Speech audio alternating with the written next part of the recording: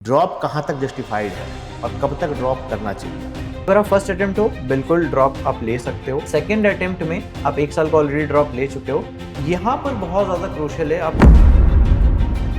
का सोचना। 2 ड्रॉप के बाद मैं इतना रिकमेंड नहीं करता हूँ, बाकी फिर बहुत ज़्यादा पर्सनल चॉइस होती है स्टूडेंट की अगर करते हैं। Why you suggest FMG? जिन बच्चों की रैंक नहीं आ पा रही है, 1 लाख के अंदर में नहीं आ पा रहे हैं, या जिनकी फैमिली बैकग्राउंड 15 लाख रुपए 10 लाख रुपए साल का पे करने का नहीं है, तो उन बच्चों के लिए अदर ऑप्शन चूज करने से बेहतर है कि वो अब्रॉड चूज करे, विदेश जाए। और मेरा ये भी मानना है अब्रॉड मतलब कोई एक वर्ड नहीं है, कोई शब्द नहीं है, कोई एक कंट्री नहीं है, कोई एक कस्बा नहीं है, एक डिस्ट्रिक्ट नहीं है। Abroad means whole over the universe other than India. MBBS abroad choose करने के लिए क्या क्या पॉइंट्स ऐसे हमें ध्यान में रखने चाहिए?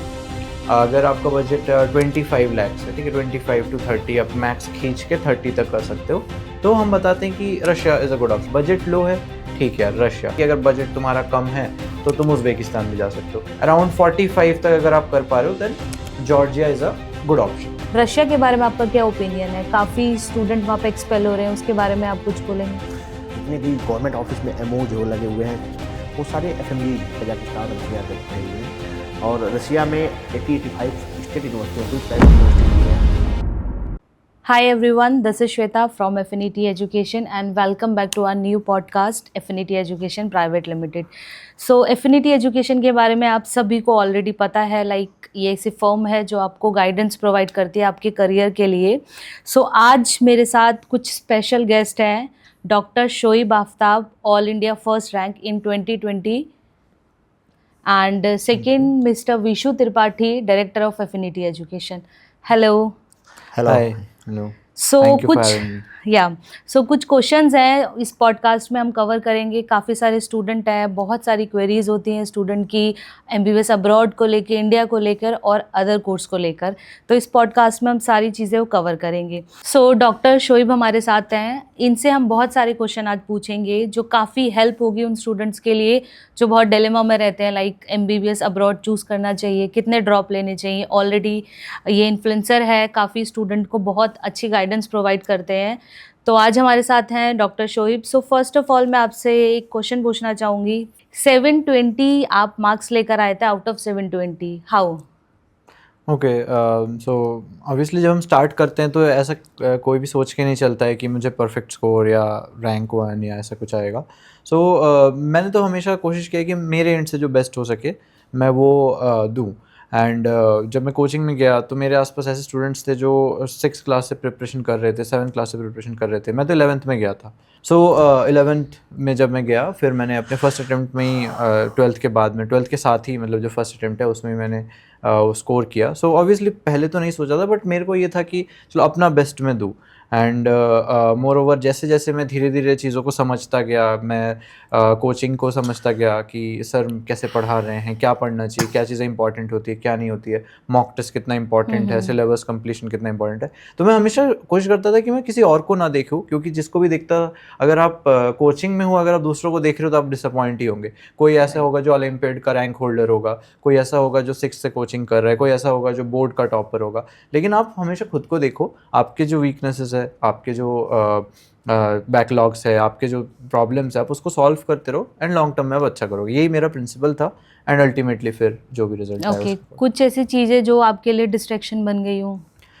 डिस्ट्रैक्शंस इन द सेंस, हाँ स्टार्टिंग में थी जो मैंने फाइनली ओवरकम किया। डिस्ट्रैक्शंस तो क्या, जैसे कोई भी स्टूडेंट अगर 10th 11th में होता है तो उसको शौक होता ही है गेमिंग वगैरह का। तो मैं गेमिंग करता था, इनफैक्ट 11th क्लास में भी जब अपने मैं कोचिंग में भी था तो मैं रोज़ 1 घंटे गेमिंग, उस टाइम पे PUBG का बहुत ट्रेंड आया था, आपको याद होगा। तो मैं 1 घंटे रोज़ PUBG खेलता था। और 11th क्लास में यही एक रीज़न था कि मैं 11th क्लास में बहुत अच्छा परफॉर्म नहीं कर रहा था अच्छा, बट मेरे पोटेंशियल जितना मेरे को भी लगता था कि नहीं मेरा पोटेंशियल इससे अच्छा है, बट मैं उतना लेवल का परफॉर्म नहीं कर रहा था। फिर 12th क्लास में मेरे को फाइनली लगा, मैंने अपने जो मेरे वहाँ पे जो टीचर थे, मेंटर थे, मैंने उनसे ही बात की तो उन्होंने कहा कि ये गेम बंद कर दो एंड इस टाइम को और कम कर दो। तो 1 घंटा में खेलता था उसको मैंने आधा घंटा कर दिया एंड उसमें मैं गेम नहीं खेलता था, जनरली ऐसे ही कुछ एंटरटेनमेंट व्लॉग्स वगैरह ये सब देखता था। ऐसी कोई चीज़ नहीं देखता था, जजैसे आजकल शॉर्ट फॉर्म कंटेंट बहुत चलता है, रील्स बहुत चलती है, शॉर्ट्स बहुत चलता है। उससे क्या होता है, आपका जो अटेंशन स्पैन है वो बहुत कम हो जाता है।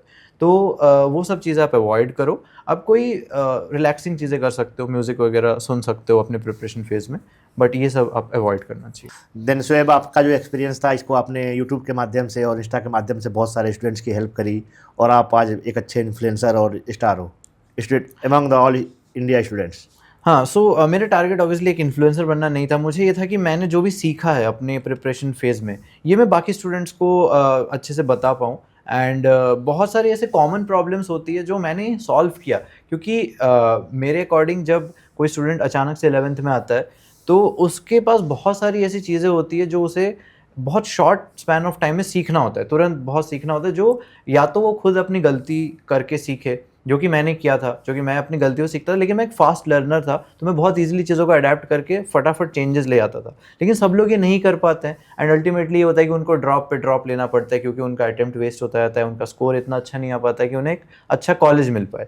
तो इसलिए मैंने सोचा कि मैं सबको गाइड करने की कोशिश करूँ एंड एटलीस्ट जो भी स्टूडेंट्स अगर मेरे को फॉलो कर रहे हैं तो उनको एटलीस्ट एक पॉजिटिव तरीके से उनकी हेल्प हो। एंड इसके थ्रू ही फिर वो फॉलोअर्स एंड ऑल बढ़ते गए यूट्यूब पे, फिर मेरे सब्सक्राइबर्स एंड ऑल अभी अच्छे हो गए फिर। या ग्रेट शोएब, और आई अप्रिशिएट डैट कि आपने अपनी एक साथ टीम बनाई। 2021 का फर्स्ट अटैम्प्ट AIR आप हो। देन जैसा मैं देख पाया आपकी टीम को, जितना मैं जानता हूँ 2021 की AIR, और आप 8 to 10 इन्फ्लुएंसर हो जो टॉप 50 रैंक के इंजीनियरिंग एंड जेई में की लोगों को एक अच्छी टीम बना के बच्चों को गाइड कर रहे हो। इसके लिए मैं आपको और आपकी टीम को बहुत अप्रिशिएट करता हूँ और बहुत सारे स्टूडेंट को इससे बहुत हेल्प मिलती है। And congratulation in advance. जैसा मुझे पता चला कि अब आप नए स्टेप जो नीट के स्टूडेंट थे उनको तो आप गाइड करते ही करते थे, और अब आप कई मेडिकल इंस्टीट्यूट के साथ कोलैब करके मेंटर एंड उनके ड्यूरिंग द कोर्स कैसे पढ़ाई करें, क्या करें, ऐसे भी आप गाइड करने वाले हो बहुत सारे स्टूडेंट को। बिल्कुल, मतलब हमारा ऐसे था कि पहले हम जब नीट के दौरान जो स्टूडेंट्स पढ़ रहे हैं तो हमने बहुत सारे कोचिंग्स के साथ भी कोलैब करके उनके स्टूडेंट्स को गाइड किया, सेमिनार्स कराए, वेबिनार करवाए। देन अब हमारा प्लान था कि चलो अब ये तो हो गया, अब ये एक रियलिटी है कि जो स्टूडेंट्स हैं, जो कॉलेजेस हैं जिसमें सीट्स, अगर गवर्नमेंट कॉलेजेस देखा जाए, प्राइवेट कॉलेजेस को भी अगर आप इंक्लूड कर लेते हो तो भी टोटल MBBS सीट्स 1 लाख से ज़्यादा नहीं है, जबकि टोटल जो एस्पिरेंट्स है वो 22 लाख से ज़्यादा है। तो अब कितना भी दिमाग लगा लो, कितने भी स्ट्रैटेजी लगा लो, कहीं ना कहीं 1 लाख के बियॉन्ड रैंक वाले बच्चों को जो है डिफ़िकल्टी आएगी एक सीट सिक्योर करने में। तो उनके लिए क्या किया जाए? तो हमने बोला कि नीट तक तो हम आपको गाइड कर ही रहे थे, नीट मार्क्स आने के बाद आपको क्या करना चाहिए, इसके लिए हमने पूरा प्लेटफॉर्म बनाया MBBS रूट्स, जहाँ पर हम आपको सारी गाइडेंस प्रोवाइड करते हैं कि हाँ, अगर आपका एक नीट स्कोर है, अगर आपके नंबर ऑफ ड्रॉप्स इतने हैं, तो उस बेसिस पे आपका क्या आगे का स्टेप होना चाहिए, क्या आपको फिर से ड्रॉप लेना चाहिए, अगर आप ड्रॉप नहीं ले रहे हो तो क्या ऑप्शंस है आपके पास, गवर्नमेंट में भी कौन सा कॉलेज, अगर आपकी रैंक है गवर्नमेंट कॉलेज लाइक, तो हम हमेशा रिकमेंड करते हैं कि आप वही ले लो। देन उसमें भी अगर आपको नहीं मिल रहा है तो प्राइवेट में भी नहीं मिल पा रहा है, या प्राइवेट अफोर्डेबल नहीं है, ऑब्वियसली आपको पता है इंडिया में प्राइवेट कॉलेजेस बहुत ज़्यादा एक्सपेंसिव होते हैं, ठीक है, तो अगर वो भी नहीं मिल रहा है तो अब्रॉड, अगर अब्रॉड भी जा रहे हो तो कौन सी कंट्री के अंदर भी क्या क्या ऑप्शंस है, किस कंट्री में क्या रूल्स एंड रेगुलेशंस है, किस कंट्री आपको जाना चाहिए, कहाँ का एनवायरनमेंट अच्छा है। तो हम सारी चीज़ें जो हम एक वन स्टॉप सॉल्यूशन बनाना चाहते थे एक स्टूडेंट के लिए जो इस अपनी जर्नी से गुजर रहा है। ग्रेट।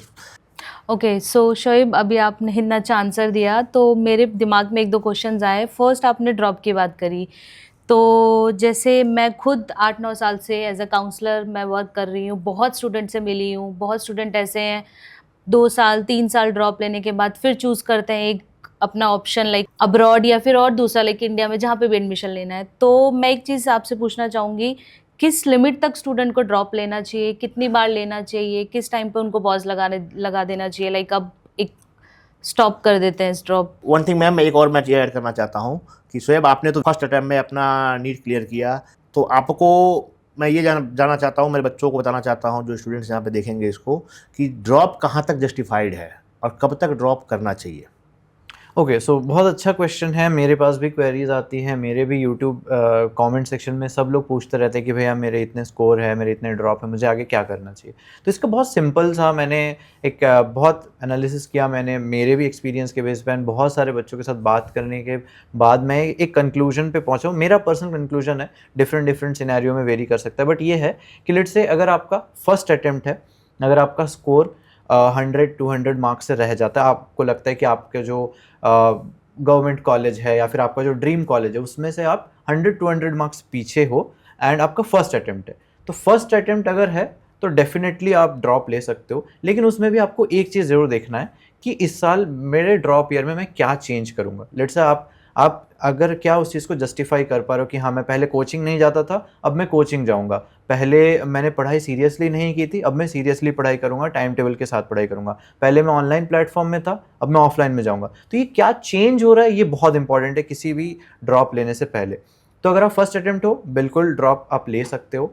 अगर आपका सेकेंड अटेम्प्ट है, सेकेंड अटेम्प्ट में आप 1 साल का ऑलरेडी ड्रॉप ले चुके हो, यहाँ पर बहुत ज़्यादा क्रूशियल है आपका सोचना कि कितने मार्क्स के लिए रह रहा है मेरा। अगर आप बहुत ज़्यादा पीछे हो, अगर आपको लगता है कि नहीं मैं तो 300-400 मार्क्स पीछे हूँ, क्योंकि आप कहीं ना कहीं अगर आप देखोगे, मैंने जितनी एनालाइज किया है, मैं जितना एनालाइज किया है लोगों से बात करके, वो एक जो जंप आता है, चाहे आप कितनी भी अच्छे से प्रिपरेशन कर लो, बहुत ज़्यादा जंप नहीं आ पाता है मैक्सिमम स्टूडेंट्स के लिए। कोई कोई स्टूडेंट एक्सेप्शनल परफॉर्म कर जाए, जिसने एक कोई मेजर प्रॉब्लम सॉल्व कर लिया हो या मेजर दिक्कत सॉल्व कर लिया हो, कोई एक्सेप्शनल स्टूडेंट हो तो वो बहुत बड़ा जंप ला सकता है। बट मेजॉरिटी स्टूडेंट्स 100-150 मार्क्स से ज़्यादा का जंप नहीं ला पाते हैं। तो आपको ये देखना पड़ेगा अगर आपका सेकंड अटेम्प्ट है कि आप कितने मार्क्स से रह गए। अगर आप 200, 300, 400 मार्क्स से रह रहे हो, देन ऑब्वियसली आप ड्रॉप मत लो। अगर आप बस 100 या 150 मार्क्स से रह रहे हो तो आप एक और ड्रॉप कंसिडर कर सकते हो। दो ड्रॉप ईयर के बाद, यानी आपके थर्ड अटेम्प्ट के बाद, मैं डेफिनेटली, एटलीस्ट मेरे पर्सनल एक्सपीरियंस में, मैं रिकमेंड नहीं करता हूँ कि आप फिर से ड्रॉप लो, अनलेस कोई बहुत ज़्यादा एक्सेप्शनल सर्कमस्टेंस हो कि हाँ मैं बीमार पड़ गया था इसलिए मैं एग्ज़ाम में अच्छा नहीं कर पाया, या एग्ज़ाम डे के दिन मेरे साथ ये दिक्कत हो गई थी इसलिए मैं एग्ज़ाम में सही नहीं कर पाया, फिर एग्ज़ाम में मैंने OMR में मिस्टेक कर दिया या कुछ कर दिया। क्योंकि ड्रॉप यार बहुत ज़्यादा अनसर्टेन है। जैसे आपको पता है 2024 में पेपर बहुत ईजी आ गया, इस वजह से रैंक इन्फ्लेशन हो गई। तो इस साल 2025 में पेपर बहुत डिफिकल्ट आ गया, इस वजह से बहुत स्टूडेंट्स पैनिक करके अच्छा नहीं कर पाए। तो आपको नहीं पता किस साल नीट में क्या दिक्कत आने वाली है, किस साल नीट में क्या, बहुत अनप्रेडिक्टेबल है। इसीलिए 2 ड्रॉप के बाद मैं इतना रिकमेंड नहीं करता हूँ। बाकी फिर बहुत ज़्यादा पर्सनल चॉइस होती है स्टूडेंट की, अगर करते हैं वो तो। ओके, सो आपका क्या ओपिनियन है जो शोएब ने आंसर दिया इसके लिए, लाइक ड्रॉप के लिए? शोएब के आंसर्स का क्या ओपिनियन, मैं 2012 से देख रहा हूँ, जिस समय नीट नहीं होता था, AIPMT या NPMT CPMT के एग्ज़ाम्स होते थे, तब से मैं इस मेडिकल एंट्रेंस एग्ज़ाम को देख रहा हूँ और मेडिकल फील्ड में काम करने वाले, मेडिकल फील्ड में तैयारी करने वाले बच्चों के साथ जुड़ा हुआ हूँ। शोएब बेस्ट है। नीट अभी तक 2016 में इंट्रोड्यूस हुआ और 9 टाइम नीट हुआ है, और ऐसे 9 लोग ही हुए हैं जिन्होंने फर्स्ट रैंक लेके आई है। तो इनका एक अपना एक्सपीरियंस है और ये बहुत यूनिक, और उन्होंने सबसे टॉप प्रेस्टीजियस इंस्टीट्यूट से अपनी MBBS कंप्लीट करी है, इनकी इंटर्नशिप भी हो गई है, और अभी ये US गए थे अपने जॉन्स हॉपकिंस में मैं गया था इलेक्टिव करने, रिसर्च इलेक्टिव करने गए थे। हाँ। तो वहाँ से इन्होंने अपने इंटर्नशिप भी वहाँ से कुछ उन्होंने किया पार्ट वगैरह। तो इनकी बात जहाँ तक है बच्चों के लिए सही है। बट मेरा अपना ड्रॉप के बारे में मानना है कि जैसे मैंने बहुत सारी कोचिंग्स में जाता हूँ, मैं एज ए मोटिवेशनल स्पीकर गया हूँ, बच्चों को एज ए काउंसलर गया हूँ और थाउजेंड्स ऑफ स्टूडेंट को काउंसिल किया है। बट मैं जब कभी भी टॉपर्स जाता हूँ, जो टॉपर्स के बैच होते हैं बड़ी बड़ी कोचिंग में, किसी कोचिंग का नाम नहीं लूँगा, बट वहाँ पे जो टॉपर्स के ड्रॉपर्स बैच होता है, मैं 300-400 बच्चे होते हैं जो 3 बार या 4 बार ड्रॉप कर चुके होते हैं। बट मैं उसमें भी देखता हूँ तो 10 या 12 बच्चे रिजल्ट कर पाते हैं। तो ड्रॉपर बैच का भी रिजल्ट 3 से 4% मैक्सिमम आता है। तो अगर आप ड्रॉप करने के बाद आप इस बात को मान लो कि उसमें जो इम्प्रूव करता है 3 से 4% होते हैं हर बच्चे को। मुझे लगता है कि लास्ट ईयर से बेहतर कर सको और ऊपर के 3-4% में आ सको सारे ड्रॉप आउट में, then drop. Otherwise you choose जो आपके पास ऑप्शन हो, मेडिकल फील्ड के, नॉन मेडिकल फील्ड के, बहुत सारे ब्रॉड ऑप्शंस हैं, आप चूज कर सकते हो। ओके, सो एक और क्वेश्चन है मेरे पास आपके लिए। आप ऑलरेडी एक IMG स्टूडेंट हो, तो व्हाई यू सजेस्ट FMG? बहुत अच्छा क्वेश्चन है। मुझे भी बहुत सारे, जब इंस्टाग्राम पे जब से मैंने कंटेंट अपलोड करना स्टार्ट किया है, जब से हम डिफरेंट यूनिवर्सिटीज़ एंड ऑल के बारे में हमने कंटेंट बनाना स्टार्ट किया, डिफरेंट कंट्रीज़ के बारे में कंटेंट बनाना स्टार्ट किया, तो वहाँ पे मुझे भी बहुत लोगों ने बोला कि आप खुद जो है, आप इंडिया के बेस्ट कॉलेज से आपने MBBS की है, आप इंटर्नशिप कर रहे हो अभी, तो आप क्यों ये फील्ड में आ रहे हो, या फिर आप क्यों इस टाइप के कंटेंट क्यों बना रहे हो, स्टूडेंट्स को ये चीज़ सजेस्ट ही क्यों कर रहे हो? तो मेरा वहाँ पे सिंपल सा आंसर है कि मैं हमेशा से बोलता हूँ, अगर आपकी रैंक अच्छी है, अगर आपको, चलो रैंक बहुत अच्छी नहीं भी है, इंडिया में गवर्नमेंट कॉलेज चाहे कहीं भी मिल रहा हो, चाहे आप ऐसी जगह हो, ऐसा कोई स्टेट हो, एकदम गांव में भी अगर आपको कोई गवर्नमेंट कॉलेज मिल रहा है, आपको ऐसी जगह जहाँ पे आप बिल्कुल जाना पसंद नहीं करोगे, लेकिन वो गवर्नमेंट कॉलेज है, इंडिया का है, तो आप वहाँ चले जाओ। लेकिन ये सैड रियलिटी है कि ये बहुत कम स्टूडेंट्स के लिए ही होते हैं। गवर्नमेंट सीट्स का जो गवर्नमेंट सीट्स है वो बहुत कम है। तो अप्रॉक्सीमेटली 44-45,000 गवर्नमेंट सीट्स है। तो उन बच्चों को सीट्स मिलेगी, लेकिन जो 20 to 23 लाख एस्पिरेंट्स है उसमें से बहुत स्टूडेंट्स ऐसे हैं जिनका बायो अच्छा है, केमिस्ट्री अच्छा है, लेकिन फिजिक्स इतना अच्छा नहीं है। अगर आप देखोगे कि सिर्फ फिजिक्स की वजह से वो मेडिकल फील्ड में नहीं जा पा रहा है, तो उसके लिए कितनी बुरी बात है। प्राइवेट कॉलेज वो अफोर्ड नहीं कर सकता, ठीक है, प्राइवेट कॉलेज की फीस 1 करोड़ प्लस है, तो वो क्या करे, उसके पास क्या ऑप्शन है? उसके पास और कोई ऑप्शन ही नहीं है। उसके पास ऑप्शन है अब्रॉड से एमबीबीएस करना या फिर ड्रॉप लेना। ड्रॉप के बारे में मैंने आपको बता ही दिया है कि आप जितने आप 1 या 2 साल आप ड्रॉप ले रहे हो ठीक है, बट बियॉन्ड उसके आप फिर क्या ही करोगे? ऑब्वियसली वो आपका साल वेस्ट हो रहा है, क्योंकि आपको एमबीबीएस करना है, ऑलरेडी लॉन्ग जर्नी है, आके एफएमजे निकाल के इंटर्नशिप करनी है, 1 साल और है, फिर उसके बाद आप पीजी प्रेप करोगे, शायद उसमें भी आप 1 साल का ड्रॉप लो या 6 महीने का ड्रॉप लो, जो भी लेते हो, नहीं भी लेते हो, बट पीजी भी करना है, वो भी एक लॉन्ग जर्नी है। टोटल जर्नी आपकी काफ़ी लंबी है, आप बहुत ज़्यादा टाइम वेस्ट करना अफोर्ड नहीं कर सकते, तो उस स्टूडेंट के पास और कोई ऑप्शन ही नहीं है। तो बेटर ये कि स्टूडेंट तो देखो जाएगा ही, बेटर ये कि एटलीस्ट उसे पता तो हो, एटलीस्ट वो एक इन्फॉर्म डिसीजन तो ले, एटलीस्ट ये ना हो कि उसके आसपास कोई लोकल एजेंट ने उसे कोई अजीब से कंट्री के अजीब से कॉलेज में भेज दिया। क्यों? क्योंकि उसे उस कॉलेज में सबसे ज़्यादा कमीशन मिल रहा था। मैं यहाँ पर मैंने अथर्व या दीपक साहू जो हमारे प्लेटफॉर्म में है, अथर्व जो है वो भी यूट्यूबर है, बहुत अच्छी उसकी रैंक थी, 2 लाख प्लस यूट्यूब पे फॉलोअर है, टेलीग्राम पे 1 लाख फॉलोअर है। दीपक साहू ऑल इंडिया रैंक 5 थी उसकी 2021 में। हमारे प्लेटफॉर्म में जितने भी इन्फ्लुएंसर्स हैं, हमने कभी भी एक स्पेसिफिक कंट्री या स्पेसिफिक कॉलेज को रिकमेंड नहीं किया। हम सारे कंट्रीज़ के बारे में प्रॉपर इन्फॉर्मेशन देते हैं, उसके अंदर के बेस्ट कॉलेजेस के बारे में आपको बताते हैं, एंड क्लियर कट जो एक्चुअल चीज़ें हैं, जो ऑन ग्राउंड चीज़ें। इनफैक्ट हमने ट्रैवल भी किया, जैसे मैं खुद जॉर्जिया गया था, मैं खुद उज़्बेकिस्तान जा चुका हूँ, हमारी टीम से लोग नेपाल जा चुके हैं, रशिया जा चुके हैं, एंड एक्चुअल ऑन ग्राउंड जो चीज़ें हैं, स्टूडेंट से बात करके, वहाँ पे उनके हॉस्टल विजिट करके जो एक्चुअल रियलिटी वो आपको दिखाने की कोशिश करते हैं, ताकि आप एक इन्फॉर्म डिसीजन ले पाओ। आपको डिसीजन तो लेना ही है, बट आप किसी एक बंदे के बेसिस पे बोलने पे अपना लो, आपको एक पता तो हो कि हाँ दुनिया में ये चीज़ें हैं, तो मैं इस बेसिस पे मैं ये डिसीजन ले रहा हूँ। Shoaib, I completely agree with you. ऐसा मेरा भी ओपिनियन है। जैसे अभी गजट आया, मिनिस्ट्री बजट में फाइनेंस मिनिस्टर निर्मला सीतारमण ने बताया कि हम इस अगले 5 सालों में 75,000 सीटें बढ़ा देंगे, 75 के सीट्स इंक्रीज करेंगे। लेकिन उन सीट के इंक्रीज करने से अगर वो गवर्नमेंट कॉलेज में होगी, देन जो आपकी मेरिट अभी जनरल स्टूडेंट के लिए 24,000 25,000 रैंक आती है, वो मैक्सिमम खिंच के 70,000 80,000 रैंक तक हो जाएगी। प्राइवेट कॉलेज में इंक्रीज करते हैं तो जो प्राइवेट कॉलेज की फ़ीस है वो 15 लाख की है, उससे कम तो होगी नहीं। तो मेरा मानना यह है कि जिन बच्चों की रैंक नहीं आ पा रही है, 1 लाख के अंदर में नहीं आ पा रहे हैं, या जिनकी फैमिली बैकग्राउंड 15 लाख रुपए 10 लाख रुपए साल का पे करने का नहीं है, तो उन बच्चों के लिए अदर ऑप्शन चूज करने से बेहतर है कि वो अब्रॉड चूज करे, विदेश जाए। और मेरा ये भी मानना है, अब्रॉड मतलब कोई एक वर्ड नहीं है, कोई शब्द नहीं है, कोई एक कंट्री नहीं है, कोई एक कस्बा नहीं है, एक डिस्ट्रिक्ट नहीं है। Abroad means whole over the universe other than India. इसमें बहुत अच्छी कंट्रीज है, हर कंट्री में भी अच्छे कॉलेजेज हैं। कुछ वो छोटी कंट्री भी है तो उस कंट्री का टॉप कॉलेज, हर कंट्री में एम्स जैसे कॉलेज है, उसका वहाँ का एम्स है। एक्चुअली एम्स जैसा तो नहीं कह सकता मैं, लेकिन उस कंट्री का कोई जो टॉप होगा वो इंडिया के एम्स जैसा ही होगा, वहाँ के कॉलेजेज है। और हर कंट्री में बुरे कॉलेज भी है। तो सबसे बड़ा मेजर पॉइंट है, बच्चे आप जब जा रहे हो तो कंट्री अच्छे से चूज करो, अपने सर्कमस्टांसेस को देखते हुए कि आपकी फैमिली कंडीशन कैसे है, आप कैसे आपकी ये फैमिली सर्वाइव करी हुई है, तो उसको देखते हुए अपनी आपने कैसे पढ़ाई करी हो, आपके आगे आपके गोल्स क्या हैं। कुछ कंट्री हैं जो इसी एफएमजी अप्रूव्ड है, यानी पूरा यूएस का पैटर्न फॉलो करती है, तो आगे आपको फॉरेन से पीजी करना है। कुछ कंट्री है जहाँ पे इंडियन डोमिनेंट फैकल्टीज हैं, तो आपको वापस लौट के इंडिया आके एफएमजी एग्जाम्स क्लियर करना है, वहाँ पे करें। तो अपने हिसाब से आप चूज कर सकते हैं। हाँ, बट एफएमजीएल का ध्यान जरूर रखें। एफएमजीएल 18 नवंबर 2021 को नया गवर्नमेंट का रूल आया था, और ये बड़ी लंबी कहानी है कैसे आया था, क्या रूल्स है, उसके बारे में आगे डिस्कस करेंगे अगर ये पूछते हैं तो उसको फॉलो करने वाले जितने कॉलेज हैं आप वहाँ से जा सकते हैं। ओके जैसे सर आपने अभी एफएमजीएल और एफएमजी के बारे में यहाँ पर जिक्र किया, तो लाइक इनके डिफरेंसेस क्या है? अगर मैं काफ़ी सारे हमारे लोग हैं जो जानना चाहेंगे। नहीं, इनमें डिफरेंस नहीं है, दोनों एक दो चीज़ें हैं, तो दो चीज़ों में कोई सिमिलर चीज़ होती है तो दोनों दो चीज़ें हैं, तो कोई डिफरेंस नहीं है। एफएमजी जो है वो एग्जाम्स है, फॉरेन मेडिकल ग्रेजुएट एग्जामिनेशन, जो 2002 में एमसीआई एक्ट 2002 के तहत इंट्रोड्यूस किया गया इंडिया में। जो भी बच्चा बाहर से मेडिकल ग्रेजुएट करके आएगा उसके लिए एक स्क्रीनिंग टेस्ट होगा, और ये क्वालिफाइंग एग्जाम होता है। जैसे 2 तरह के एग्जाम्स होते हैं अभी अब जो भी बच्चे पढ़ते हैं, एक कम्पिटिटिव एग्जाम होता है, एक क्वालिफाइंग एग्जाम होता है। नीट का एग्जाम कम्पिटिटिव एग्जाम्स है, जिसमें आपको ऊपर के 22,000 रैंक पे आने ही आने हैं, कितने भी नंबर ले आओ उससे मैटर नहीं है। लास्ट ईयर 643 था, क्वालिफाइंग गवर्नमेंट कॉलेज के लिए, और इस साल ये शायद 525 आएगा, अभी काउंसलिंग हुई नहीं, लेकिन मेरा मानना है कि 525 तक गवर्नमेंट सीट मिल जाएगी।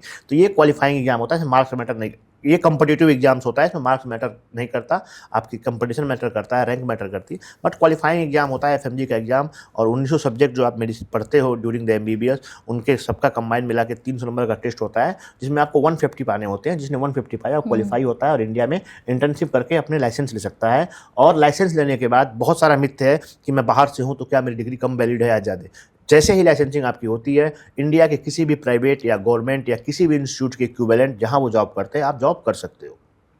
ये तो था एफएमजी, बट एफएमजीएल क्या है? Foreign medical graduate law. जैसे अभी मैंने बताया कि एफएमजी जो आया एमसीआई एक्ट 2002 के तहत आया था, उसको मॉडिफाई करके 18 नवंबर 2021 को आफ्टर कोविड में बहुत सारी चीज़ें चेंज हुई, डॉक्टर्स की शॉर्टेज हुई, और जो डॉक्टर्स एफएमजी थे वो प्रैक्टिस करने के लिए मांग कर रहे थे, बट उनको प्रैक्टिस नहीं करने दिया गया। तो उस पर एक बहुत डीप विश्लेषण किया गया, डीप एनालिसिस की गई, और उसके बाद कुछ फैक्ट निकल के आए।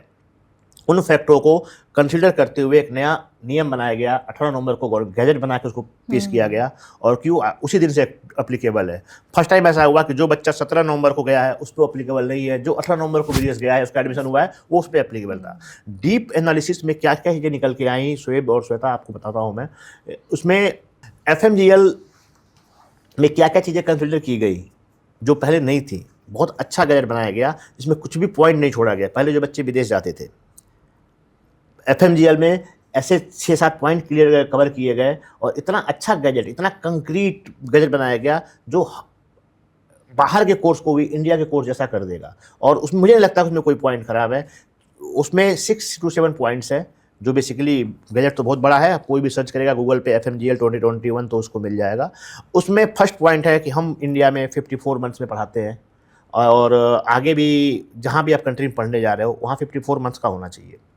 हम इंग्लिश में पढ़ाते हैं, आपको भी इंग्लिश में पढ़ के आना है। अगर किसी लोकल लैंग्वेज में आप पढ़ते हो तो आप नहीं पढ़ सकते। और हम इंटर्नशिप आपकी हमारे यहाँ वहाँ भी करनी है और यहाँ भी करनी है। देन आफ्टर आप जहाँ पे पढ़ रहे हो वहाँ पे लोकल स्टूडेंट का जो कोर्स करिकुलम हो आपके कोर्स करिकुलम से मैच होना चाहिए। ऐसा नहीं कि आपको आगे बनाना, आपको अलग पढ़ाया जाए।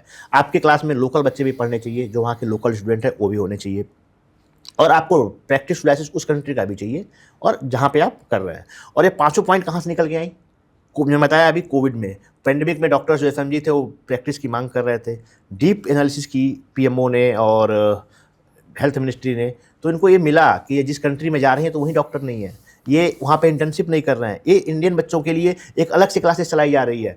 कुछ कंट्री ऐसी थी जहाँ पे वहाँ के स्टूडेंट्स के लिए अलग 6 साल का 7 साल का कोर्स था, इंडियन के लिए सिर्फ 5 साल का चलाया जा रहा था। तो इन सारी चीज़ों को ध्यान में रखते हुए एनालिसिस करके एक अच्छा एफएमजीएल लॉ बनाया गया, और आप सारे स्टूडेंट जहाँ भी जाना चाहते हैं वहाँ जाके आप कर सकते हैं।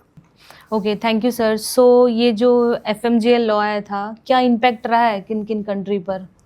नहीं, इम्पैक्ट तो कुछ कंट्री पे मेजर दिखा, कुछ पे कम दिखा। इम्पैक्ट तो लगभग हर जगह होना चाहिए, क्योंकि लाइसेंसिंग की बात आ गई थी, इंटर्नशिप की बात आ गई। जैसे इंटर्नशिप की बात आई तो पहले क्या था कि जो एशियन कंट्री थी लाइक चाइना, नेपाल, बांग्लादेश, यहाँ पे इंटर्नशिप सेपरेट मिलती थी, तो वहाँ की इंटर्नशिप इंडिया में वैलिड थी। तो इनका तो मेजर लॉस हुआ कि इंटर्नशिप वहाँ भी करनी है, अब यहाँ भी करनी है, तो 1 साल कोर्स ड्यूरेशन बढ़ गया। सेकेंड, जो CIS कंट्री थी वहाँ पे ऑलरेडी 6 ईयर्स का प्रोग्राम था, तो इंस्टीट्यूशन ने और वहाँ के जो भी ऑर्गेनाइजेशन काम करती है बहुत केयरफुली ड्यूरिंग द 6 ईयर्स में ही इंटर्नशिप को इंक्लूड कर दिया, और एक ऑफिशियल नोटिस निकाल दिया कि हम एक इंटर्नशिप सर्टिफिकेट अलग से देंगे।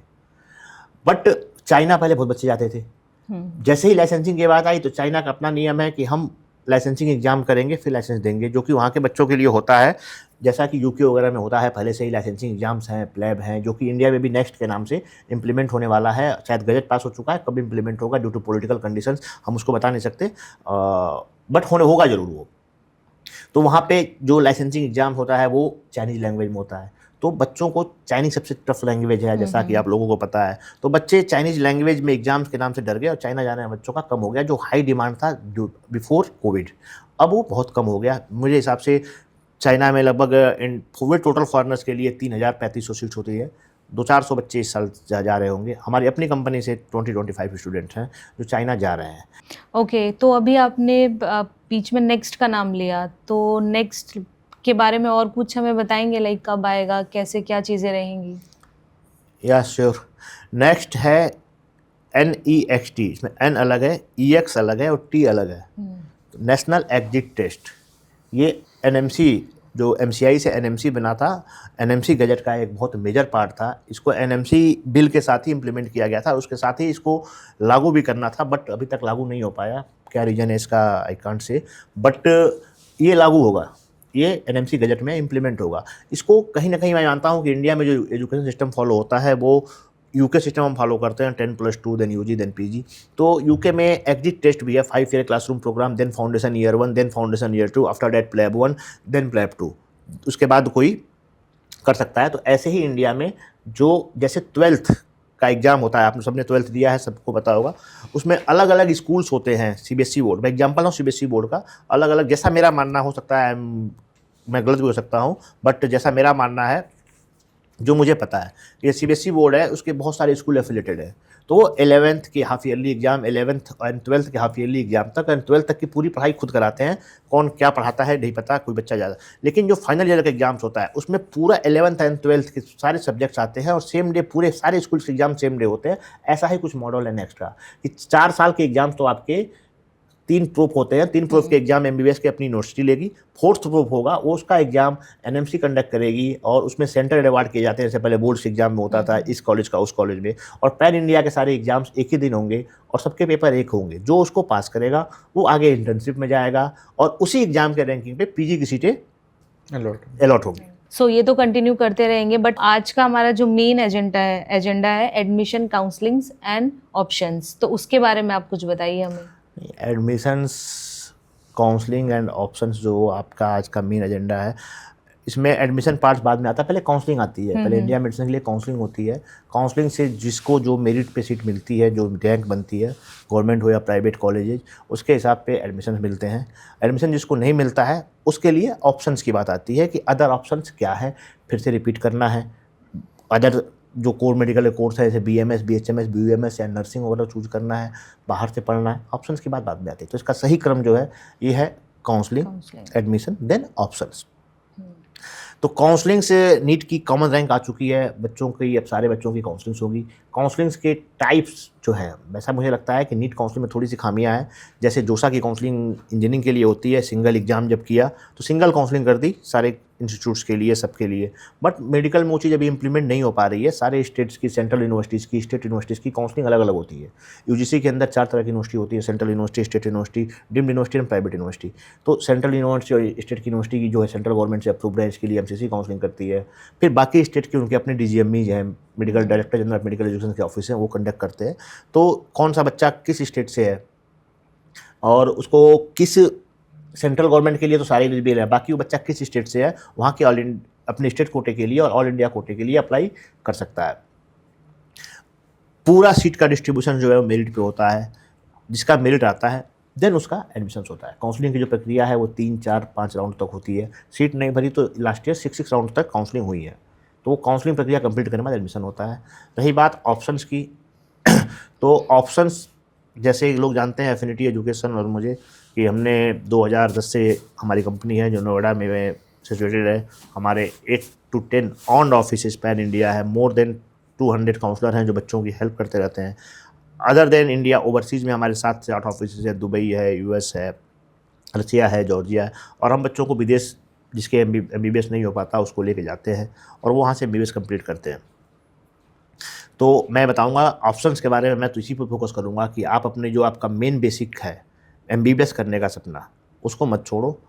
इंडिया में आपका एडमिशन नहीं हुआ, जैसे आप अगर आज किसी, जैसे आपने बताया कि किसी गांव से जाके पढ़ाई कर लो, तो अगर इंडिया में किसी का रैंक नहीं आती हो तो पेरीफेरी पे भी जाके, तमिलनाडु या नॉर्थ का बच्चा है अगर तमिलनाडु, नॉर्थ ईस्ट कहीं भी मिले सीट पढ़ सकता है। तो आप वहाँ जा रहे हो तो आप बाहर भी जा सकते हो और आप वहाँ पे अच्छे पुराने गवर्नमेंट कॉलेज मिल रहे हैं तो आप वहाँ भी जा सकते हो।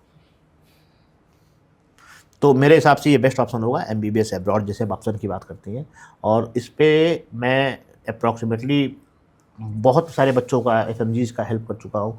मैंने अपनी एक कोचिंग भी बनाई एफिनिटी ग्रुप ने, मिडवे के नाम से, जिसमें हम बच्चों को, जो बच्चा विदेश पढ़ने जा रहा है उसको first year onwards Indian top governments के, टॉप इंस्टीट्यूट की टॉप फैकल्टी से ऑनलाइन एंड लाइव बैचेज में पढ़ाते हैं। क्वेश्चन मॉक टेस्ट कराते हैं, आई मीन एफएमजी की प्रिपरेशन कराते हैं, वहाँ पे इंडियन फैकल्टी भेज के ही पढ़ाते हैं। और आई एम प्राउडली से एवरी ईयर 20,000 बच्चों ने मिडवे प्लेटफॉर्म पे एफएमजी की प्रिपरेशन करी है, जिसका एग्ज़ाम अभी नेक्स्ट संडे होने वाला है। ओके शोएब, जो जैसे सर ने अभी एमबीबीएस अब्रॉड के बारे में बताया, तो आपके अकॉर्डिंग एमबीबीएस अब्रॉड चूज़ करने के लिए क्या क्या पॉइंट्स ऐसे हमें ध्यान में रखने चाहिए?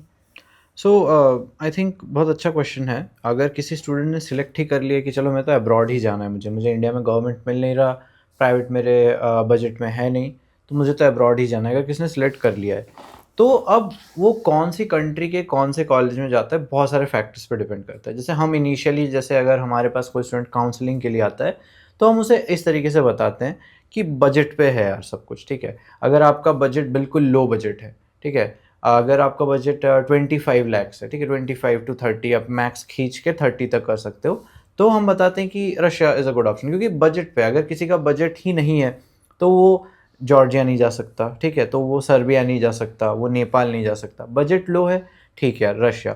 थोड़ा सा बजट एक्सटेंड कर सकते हो 30 के अराउंड में, अगर आप आराम से 30 तक अफोर्ड कर सकते हो, हम कहते हैं ठीक है रशिया। अगर किसी स्टूडेंट को नहीं जाना है, बहुत सारे रीजंस हो सकते हैं, किसी को क्लाइमेट नहीं पसंद है, किसी को वॉर वगैरह सिचुएशन से डर लगता है। वैसे तो सब obviously Russia is a very big country, तो ऐसा नहीं कि सब जगह वॉर हो रहा है, बट लेट से किसी को रशिया नहीं जाना है, देन फिर हम कहते हैं कि अगर बजट तुम्हारा कम है तो तुम उज़्बेकिस्तान भी जा सकते हो। जिसका थोड़ा बजट ठीक होता है एंड उसे एक अच्छा ऑप्शन चाहिए कि जहाँ पे एजुकेशन अच्छी है, जहाँ पे अगर मुझे मान लो यूएसएमएलई प्रेप करना हो, या फिर मुझे एकदम यूरोपियन फील चाहिए, है ना, कि मुझे यूरोपियन कंट्री में या फिर यूरोप के उधर एमबीबीएस करना है, या फिर मुझे आफ्टर मेरे एमबीबीएस कंप्लीशन के बाद मुझे या तो जर्मनी जाना है या मुझे प्लैब करना है, यूएसएमएलई करना है टीचिंग स्टैंडर्ड के अकॉर्डिंग, तो मैं बोलता हूँ फिर अगर आप बजट थोड़ा एक्सटेंड कर पाओगे 35 तक, 35 to 40 एमबीबीएस, एंड बाकी लिविंग एक्सपेंसेस भी थोड़े हाई है, तो अराउंड 45 तक अगर आप कर पा रहे हो, then Georgia is a good option.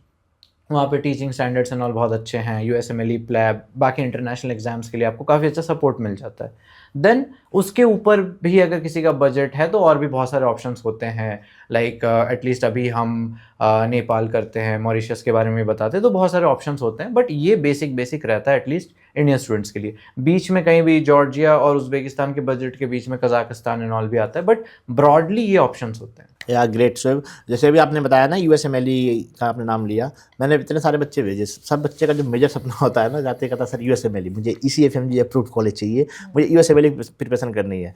तो कितना डिफिकल्ट है एक बच्चे को विदेश में पढ़ते पढ़ते यूएसएमएलई का प्रिपरेशन करना? हाँ, ओके, सो इसमें वही है कि कॉलेज आपको अच्छे से सपोर्ट करे, बहुत इंपॉर्टेंट है।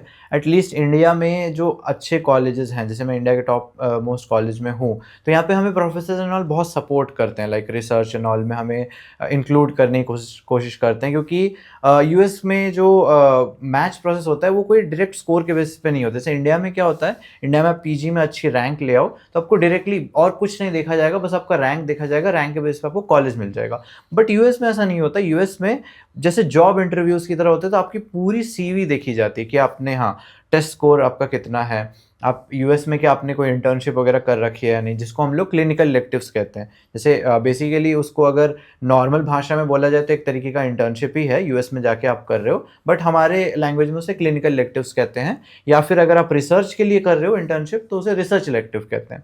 तो इस टाइप से अगर आपने क्या रिसर्च इलेक्टिव किया है, क्लिनिकल इलेक्टिव किया है, क्या वहाँ के प्रोफेसर्स ने आपको लेटर ऑफ रिकमेंडेशन दिया है, तो इसमें आपका कॉलेज आपको बहुत ज़्यादा सपोर्ट करना चाहिए। लेट्स से आपका कॉलेज आपको लीव नहीं दे रहा है कि आप यूएस जाना चाहते हो 1 महीने के लिए अपनी इलेक्टिव करने के लिए, लेकिन आपका कॉलेज आपको लीव नहीं दे रहा है, तो ये आपको जो है आपका कॉलेज आपको कहीं ना कहीं इसमें दिक्कत कर रहा है। तो यहाँ पे एक तो कॉलेज का एनवायरनमेंट सपोर्टिव होना चाहिए, टीचिंग एनवायरनमेंट सपोर्टिव होना चाहिए, एंड टीचिंग इस तरीके से होना चाहिए कि आप जो एग्जाम्स है, स्टेप एग्जाम्स होते हैं, स्टेप 1 हो गया, स्टेप 2 हो गया, वो आप क्रैक कर पाओ। तो इस तरीके का सपोर्ट आपको मिलता है तो आप डेफिनेटली आराम से यूएसएमएलई क्रैक कर सकते हो। या ग्रेट यार, जैसा तुम जान रहे हो कि मिडवे के साथ जो हमारी एक डॉक्टर अपस्किलिंग प्लेटफॉर्म है, हम यूएसएमएलई का प्रिपरेशन भी करा रहे हैं, और जो बच्चों को जॉर्जिया जा रहे हैं उनको हम ये ऐप और ये कोर्स फ्री ऑफ कॉस्ट दे रहे हैं। और मैं तुमसे बस ये जानना चाहता हूँ शोएब आपसे कि जब आप अभी जॉर्जिया गए थे, आपने वहाँ कई यूनिवर्सिटी देखा, इंटरनेशनल ब्लैक सी यूनिवर्सिटी आपने देखी, जो first private university of Georgia है, तो वहाँ पे जो फैकल्टी जो वगैरह थे उनको मिलके जो आपने पूरा डिपार्टमेंट, उनके सारे हॉस्पिटल घूमे, आपको क्या लगा कि वो हमारे जो कोर्स करिकुलम क्वेश्चन बैंक्स हैं मिडवे के और इंडियन फैकल्टी का सपोर्ट हमसे हमारी कंपनी प्रोवाइड करी अपने बच्चों को, क्या वो फैकल्टी उनको सपोर्ट कर पाएंगे यूएसएमएल के लिए? क्या वो हैं इस तरीके के? डेफिनेटली मतलब मैं जब जॉर्जिया गया था तो मेरे को एक कल्चर मतलब मैंने देखा जैसे डिफरेंट डिफरेंट कंट्री में डिफरेंट कल्चर्स होते हैं कि मतलब वहाँ का कल्चर ही ये है कि स्टूडेंट्स वहाँ पे डिफरेंट कंट्री के एग्जाम्स के लिए प्रिपेयर करते हैं एंड वहाँ की फैकल्टी भी उसको बहुत प्राउडली जो है उस चीज़ को सपोर्ट भी करते हैं एंड उनके लिए वो एक प्राउड मोमेंट होता है अगर उनका कोई स्टूडेंट उनकी यूनिवर्सिटी का कोई स्टूडेंट यूएसएमएल क्रैक करता है। तो प्रोफेसर्स भी बहुत एंथुसियास्टिक होते हैं। इनफैक्ट जैसे कि सर ने कहा कि मैं जैसे यूनिवर्सिटी जब विजिट करता तो मैंने प्रोफेसर से बात की थी, तो उन्होंने भी कहा था कि हम तो अपने एंड से पूरी कोशिश करते हैं कि बच्चे को जितना सपोर्ट चाहिए हम वो दे पाएँ। जैसे सर कह रहे हैं इंटरनेशनल ब्लैक्स यूनिवर्सिटी, तो वहाँ पे भी जब मैं गया था वहाँ के प्रोफेसर से मैंने एक्चुअली पॉडकास्ट कर रखा है, तो उन्होंने भी बहुत बताया था कि हाँ हम अपने एंड से पूरी कोशिश कर रहे हैं। इसके अलावा जैसे मैं TSMU गया जो वहाँ की स्टेट यूनिवर्सिटी है, वहाँ पर भी उन्होंने पब्लिकली प्रॉपर एक डिस्प्ले कर रखा है, बहुत बड़े से एक पूरा वॉल ही उन्होंने बना रखा है जहाँ पर जितने भी वहाँ के स्टूडेंट्स ने जो क्रैक किया है यूएसएमएल उन्होंने पूरा स्टेप वाइज उसको लगा रखा है कि स्टेप 1 जिन्होंने पास किया है उन सबका फोटो उन्होंने लगा रखा है, स्टेप 2 जिन्होंने पास किया उन सबका फोटो उन्होंने लगा रखा है, जो मैच हो गए हैं जो यूएस में ऑलरेडी एज रेसिडेंट काम कर रहे हैं उनका भी उन्होंने फोटोज जो लगा रखा है। तो वो बहुत उनके लिए भी बहुत प्राउड चीज़ होती है और उनको बहुत ज़्यादा सपोर्टिव है। तो एनवायरनमेंट जब सपोर्टिव होगा तो ऑब्वियसली आपको वो सपोर्ट मिलेगा वहाँ पे।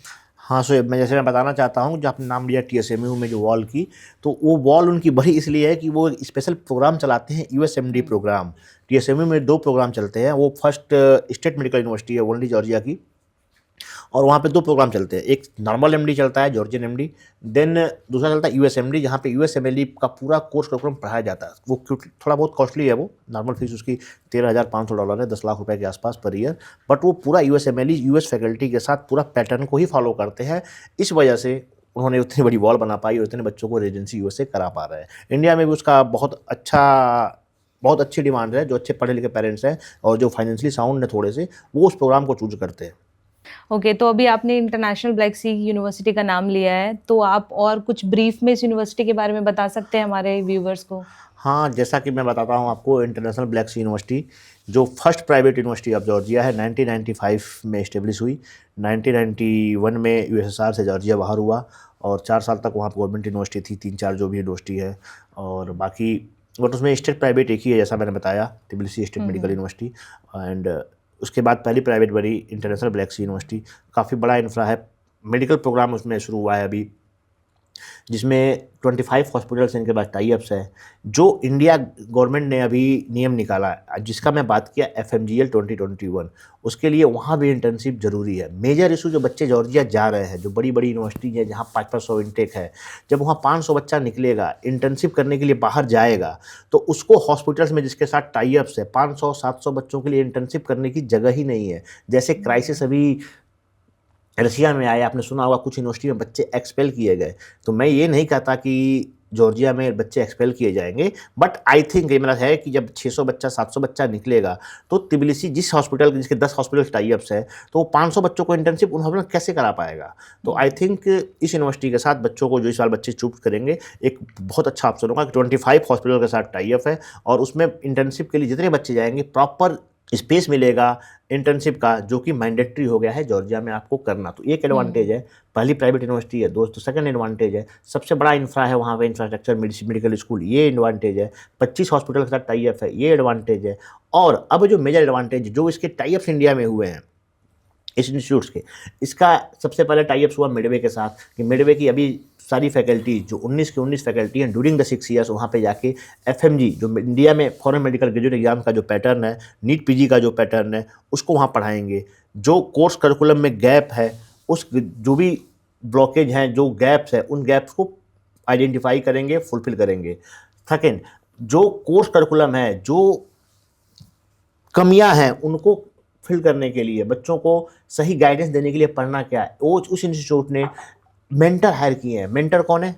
एंड कंग्रेचुलेसन शुएब ने खुद वहाँ पे मेंटरशिप प्रोग्राम ज्वाइन किया। तो ये 5 लोगों की टीम है जो बेस्ट डॉक्टर्स की टीम है, और फर्स्ट टाइम किसी इंस्टीट्यूट में एफएमजी में ऐसा हुआ है कि इतने ब्रिलियंट एक्सीलेंस माइंड टॉपर्स जो सारे बच्चों के आइडियल से सारे बच्चे इनको फॉलो करते हैं, ये बताएंगे कि इन्होंने कैसे अपनी 12th तक की जर्नी अपने नीट को टॉप किया, और उसका इंप्लीमेंट ये बच्चों के जो बच्चों को गैप मेंटरशिप नहीं मिल पाई during the MBBS during the MD 6 years इनको मेंटर करेंगे। और मेंटरशिप में आपकी कॉलेज से इंस्टीट्यूट से क्या बात हुई है, आप मुझे बताएंगे आप कैसे मेंटरशिप करेंगे? श्योर। सो हम जो ये प्रोग्राम ला रहे हैं बेसिकली इसमें ये रहेगा कि मैं जो कि 2020 में मेरी रैंक 1 थी, प्लस मैंने एमबीबीएस ऑलमोस्ट कंप्लीट कर लिया, इंटर्नशिप मेरा कंप्लीट होने वाला है दिसंबर में, एंड इंडिया के बेस्ट कॉलेज से मैंने ये कंप्लीट किया है। देन अथर्व है, अथर्व भी यूट्यूब पे हम लोग सब यूट्यूब पे बहुत अच्छा स्टूडेंट को गाइड कर रहे हैं। हम सबके मोर देन 2-3 लाख फॉलोअर्स है ऑलमोस्ट हर प्लेटफॉर्म पे, चाहे वो यूट्यूब हो, टेलीग्राम पे भी हमारे अच्छे हैं, इंस्टाग्राम पे अच्छे फॉलोअर्स है। बट पॉइंट इज़ हमने सोचा कि क्यों ना यूनिवर्सिटी के जो स्टूडेंट्स हैं हम उनको मेंटर करें। एटलीस्ट जब एक स्टूडेंट फर्स्ट ईयर में जाता है, कि हम खुद फर्स्ट ईयर में थे तो हमने बहुत सारे चैलेंजेस फेस किए थे, चाहे वो मैं रहूँ, जैसे मैं खुद जब कि मेरी रैंक इतनी अच्छी थी तो एकेडमिकली इतना अच्छा होने के बावजूद भी कोई भी स्टूडेंट चाहे कितना भी टैलेंटेड हो, कितना भी दिमाग वाला हो, वो जब एक मेडिकल कॉलेज में जाता है तो वहाँ पे बहुत बड़ा एक चेंज आता है। वहाँ पे वहाँ का जो सिलेबस होता है अचानक से बहुत इंक्रीज़ हो जाता है। जहाँ पे आप अपनी नीट की तैयारी में एक पतली सी बायो की एनसीईआरटी पढ़ रहे हो, जहाँ पे आप की 750 पेज की एनसीईआरटी है, दोनों मिला के 11th और 12th मिला के।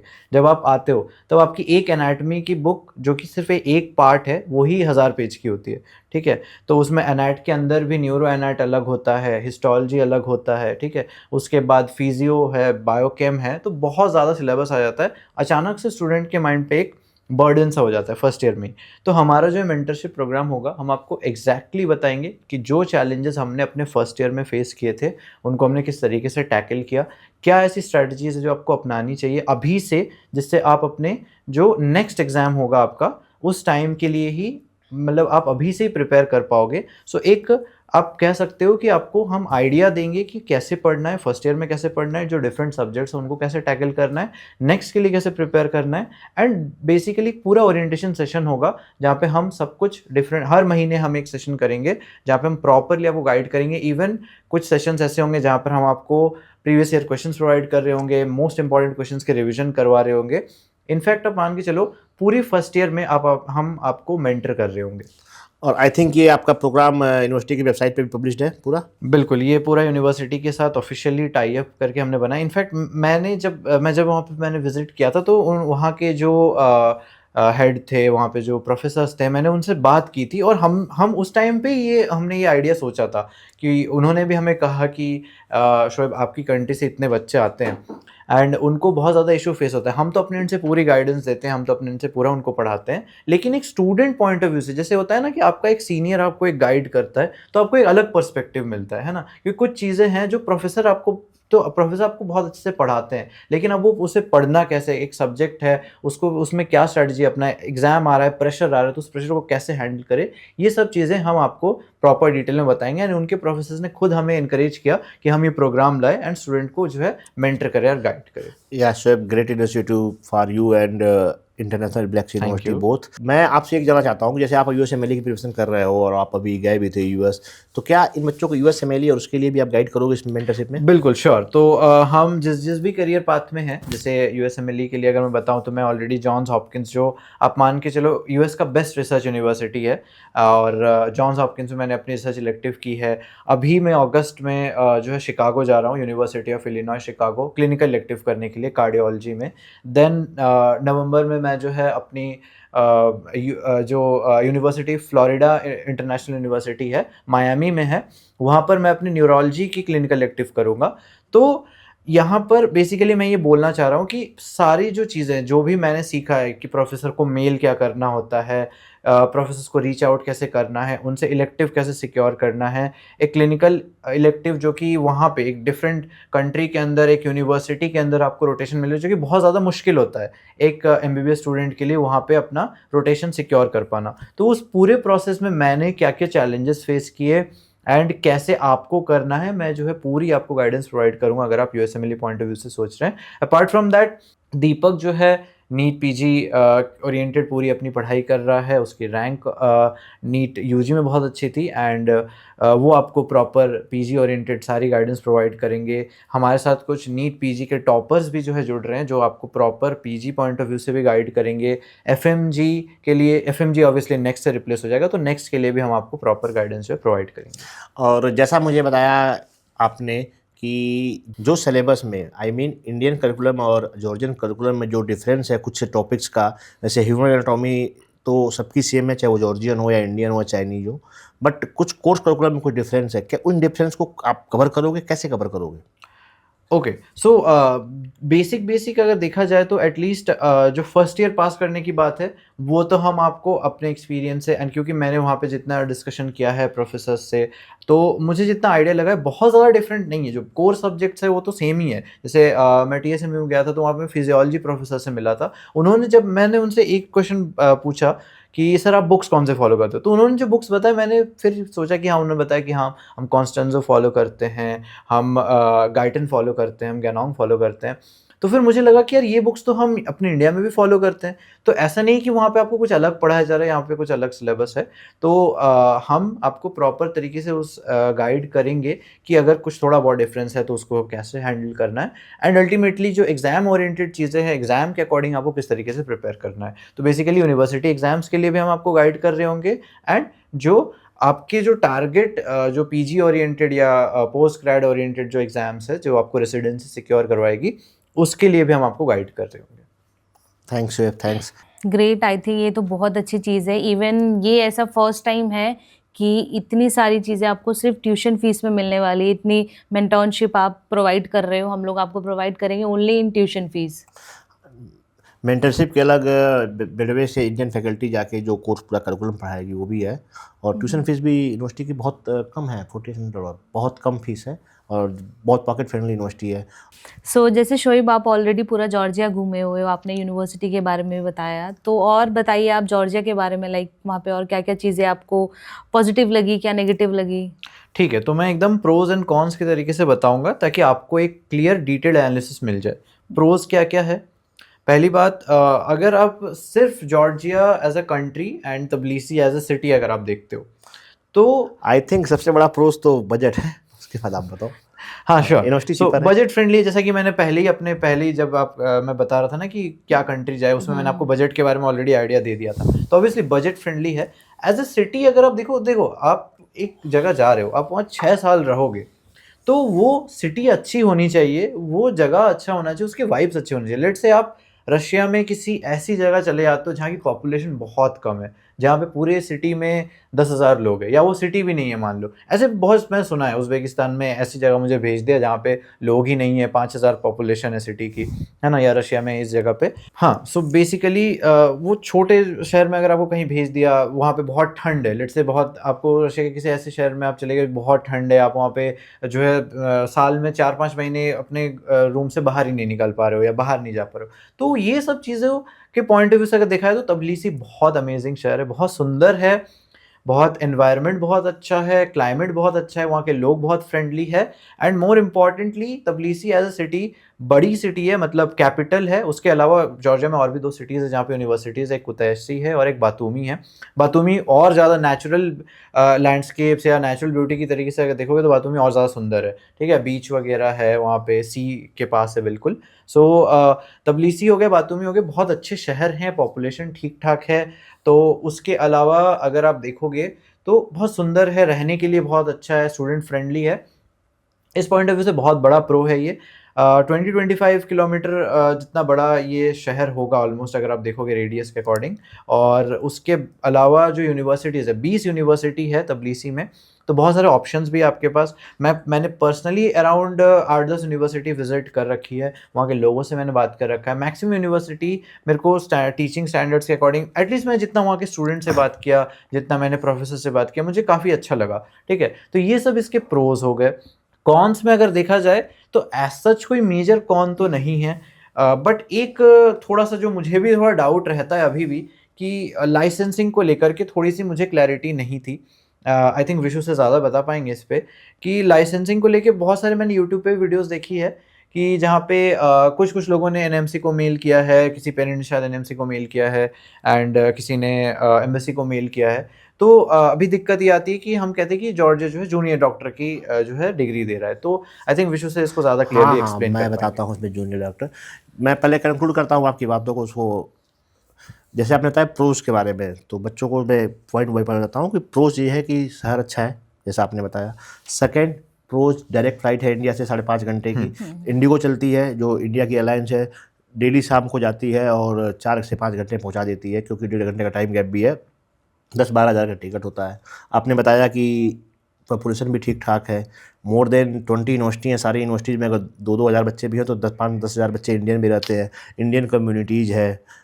करिकुलम जो है वो इलेक्ट्रॉनिक क्रेडिट ट्रांसफ़र सिस्टम से, क्रेडिट सिस्टम से मार्किंग होती है जो पूरे यूरोप में चलता है, यूरोपियन क्रेडिट सिस्टम।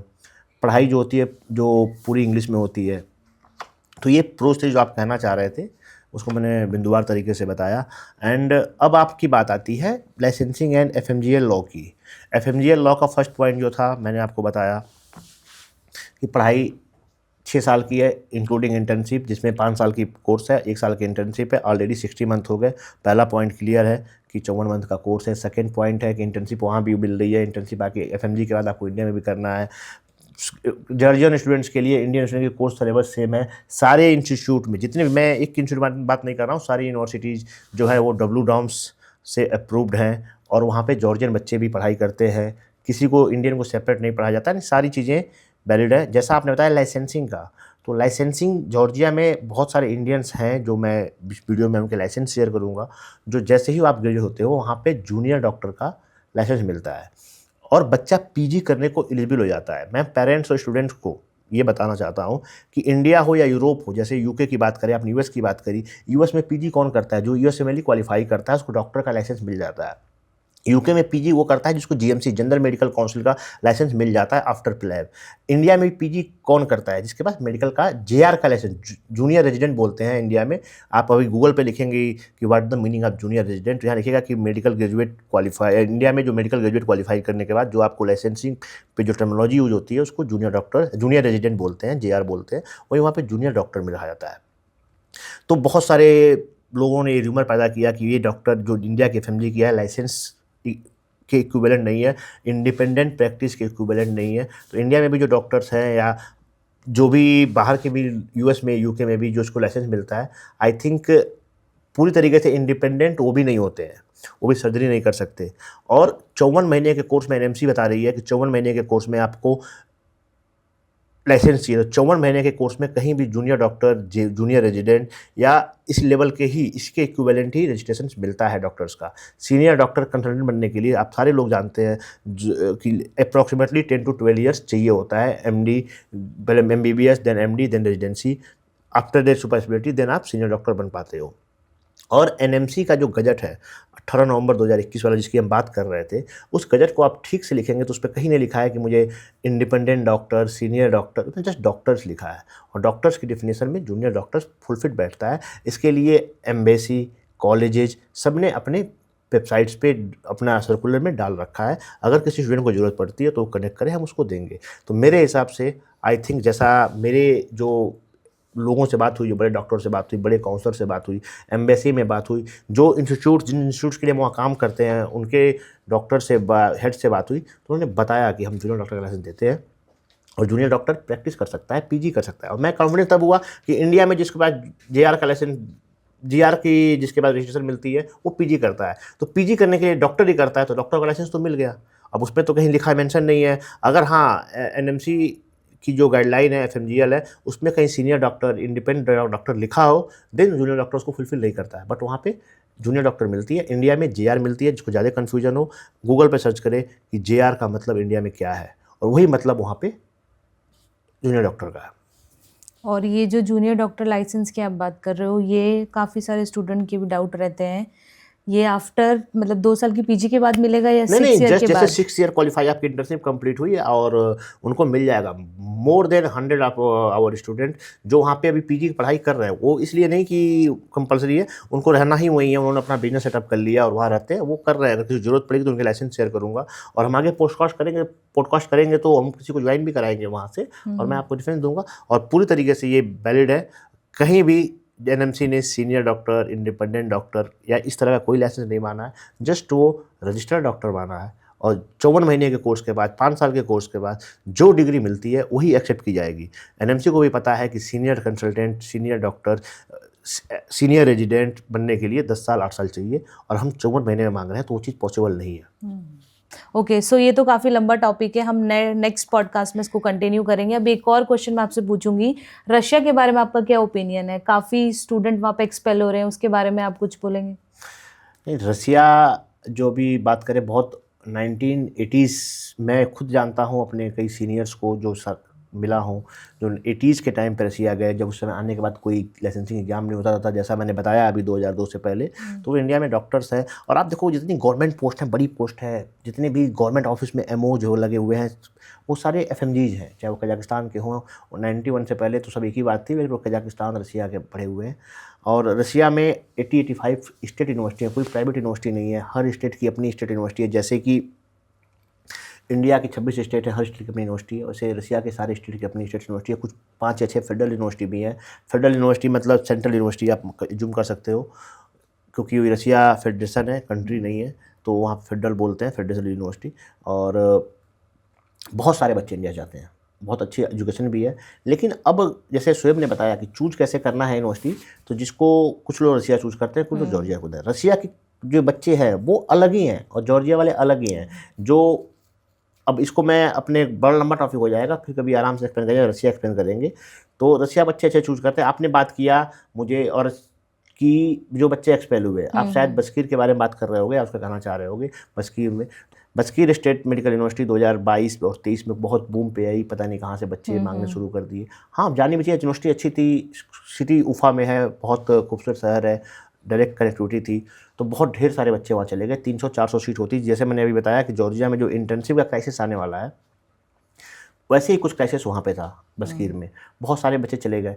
अब बच्चे इतने ज़्यादा थे, यूनिवर्सिटी में सीट्स कम थी, तो बच्चों को किसी को एक्सपेल नहीं किया गया। जिन बच्चों की एनाटॉमी एग्जाम्स फेल था पहले नियम, और बाकी यूनिवर्सिटीज़ में जहाँ पे सीट्स हैं उनका क्या है कि 300 स्टूडेंट है, 300 को मुझे लेके चलना है। यहाँ बच्चे ज़्यादा थे, तो जिन बच्चों को बैकलॉग्स लगे थे, सप्ली लगी थी, उनको यहाँ पे 6 ईयर का टाइम मिलता है, अपना क्वालिफाई कर लो, आगे तक करते रहो। बट जिन बच्चों के 3rd ईयर तक, 1st ईयर की सप्ली कंपार्टमेंट जिसको बोलते हैं, एनाटॉमी की क्लियर नहीं हुई थी, उन बच्चों को आगे मौका नहीं दिया गया कि आप आगे इसको कैरी ऑन करो। उनको बोला गया जिनके क्लियर है वो 4th ईयर है आगे मूव करेंगे, जिनका नहीं है उनको फिर से ईयर रिपीट करो और इसको क्लियर करो। तो उसको यहाँ पे रूमर बनाया गया, कौन क्या कर रहा है। बट अगर कोई बच्चा फेल है और उसको आगे एग्जाम्स नहीं दिए जाने दिया रहा, 2 अटेम्प्ट ज़्यादा नहीं दिया जाना, तो उसमें कई बच्चों की भी गलती है जो बच्चे क्वालिफाई नहीं कर पाए। और बहुत सारे बच्चे एक्सपेल हुए हैं, वहाँ पे रुके हुए हैं, 1 साल रुक के और फिर अपने एग्जाम्स क्लियर करेंगे, फिर 4th ईयर ऑनवर्ड्स की पढ़ाई करेंगे। क्योंकि ये सारे बच्चे FMGL 21 के अंदर में आते हैं। इसका एक बड़ा मेजर पॉइंट मैं मिस कर दिया था कि ट्रांसफ़र वैलिड नहीं था, तो ट्रांसफ़र नहीं ले सकते। अगर ट्रांसफ़र लेंगे तो इंडिया में आके उनकी डिग्री वैलिड नहीं होगी, तो वो बच्चे वहीं पे वेट करके अपना कर रहे हैं। तो एक मेजर चीज़ मैं आपको ये भी बता रहा हूँ कि पहले ट्रांसफ़र वैलिड हुआ करते थे, अब आप जा रहे हो तो आपको ट्रांसफ़र नहीं मिलेगा। तो अच्छी यूनिवर्सिटी चूज़ करो कि जहाँ पे आपको ट्रांसफ़र की ज़रूरत ना पड़े। ओवर क्राउडेड यूनिवर्सिटी पे मत जाओ और मोर हाइप यूनिवर्सिटी पे मत जाओ। बाकी आप काउंसलिंग के लिए एफिनिटी एजुकेशन में कॉल कर सकते हो, आपको सारी चीज़ें सब कुछ अच्छे से प्रॉपर गाइड की जाएंगी। Okay, so thank you so much sir and doctor Shoaib. Hopefully इस पॉडकास्ट में काफ़ी सारे डाउट्स क्लियर हो गए हैं हमारे व्यूवर्स के, हमारे स्टूडेंट्स के। बहुत सारे टॉपिक्स हैं, हम नेक्स्ट पॉडकास्ट में करेंगे। अभी आज हमारे साथ डॉक्टर शोएब थे और इनकी टीम भी रहेगी हमारे साथ नेक्स्ट पॉडकास्ट में। And country wise, university wise बहुत सारे पॉडकास्ट हम कंटिन्यू करते रहेंगे। So viewers, thank you everyone for watching this podcast. Thank you, thanks a lot. Thank you, Seb.